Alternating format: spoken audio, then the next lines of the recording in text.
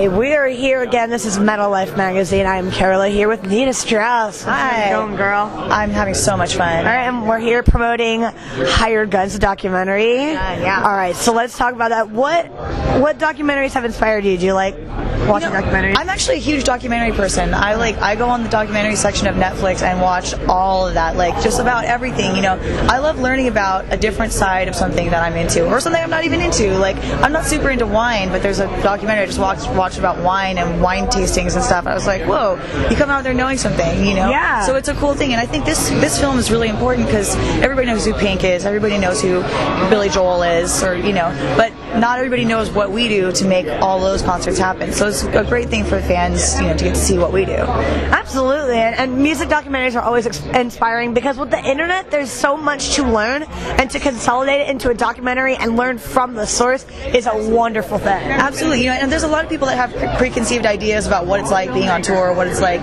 doing all this stuff. So I think it's going to be cool for us to kind of show them this. It's not always like this. Sometimes it's great, sometimes it's horrible. So in your career as a musician, what is the one thing about touring that for you has changed, or anything in the music business where it's changed so drastically you've remembered it? That is a great question. I find that not a whole lot does change, to be perfectly honest with you. Venue Wi-Fi is faster.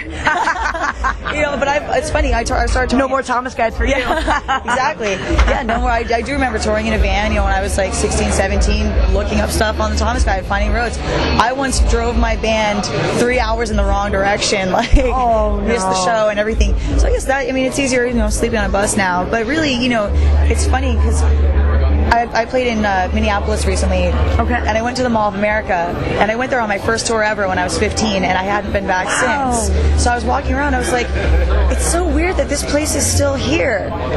It's just so crazy that this place, I walked up and I was like, I think the food court is this way. 13 years later, it's still there. It's weird. And too, you talked about you've been on the road since you were 15 years old, so I'm sure part of that too is you dealing with other things from when you were 15 up until now. It must be such an experience for you to see how much you mature in that kind of lifestyle. It's nice to not be a teenager on the road anymore. I can tell you that much. Imagine. I can tell you that much. Yeah, definitely.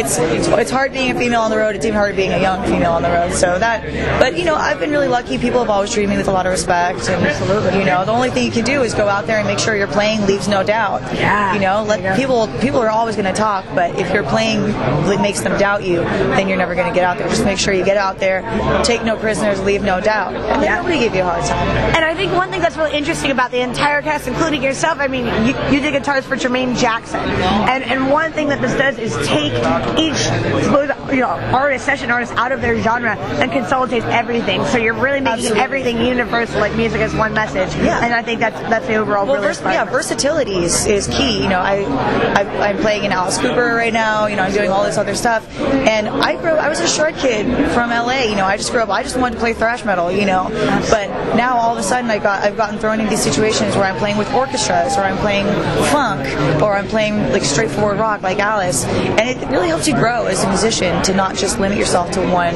genre. Now, as far as your growth, was that something that just came over time with meeting people, or were you like, oh, I'm really struggling with keeping with thrash metal, I want to grow more as a person? Was that a personal decision, or was that something you were just thrown into? It was absolutely totally out of necessity. I never set out to be like, I'm going to do this, I'm going to find a funk band to play funking because I want to grow as an artist. I get the call, they say, can you play funk? I said, yes, sir. Then I had to Google what funk guitar playing was. I hung up the phone, I was like, I should probably, because in my mind at the time, when I got the call to audition for Jermaine Jackson, they go, can you play funk? And I was like, yeah. Because in my mind, I was like, I can play that fast. In my mind, it was just like, that's not too fast for me. I can play that. I realized it wasn't about speed at all. It's about the emotion of the notes, and it was really, really cool. Awesome. Thank you so much, Nita, for talking to us here today. Oh, I do have one more question. Yeah, I love your guitars at Ibanez. So what are you doing as far as gear and stuff goes? I know Ibanez is really proud to sport your guitars. Yeah, Ibanez for me was like the dream as a young young guitar player. Actually, I had a really crazy moment. We were here at the NAMM show, and I had a really crazy moment. I walked into the Ibanez booth, and there was a huge picture of me on the wall. And I was just like, I remember going to my first NAMM and seeing all the pictures, and I felt like the kid in Rockstar when he's like, I'm just a regular guy that grew up with pictures of these guys on his walls. Yeah. Now I'm one of them. I looked at my picture, and I was just stunned, absolutely stunned. So it's really amazing to be. Well, you should be really proud. You have a legacy just as much as everybody else in this room. Thank you so much. Thank you so much for joining us here today, Nita. Thank you.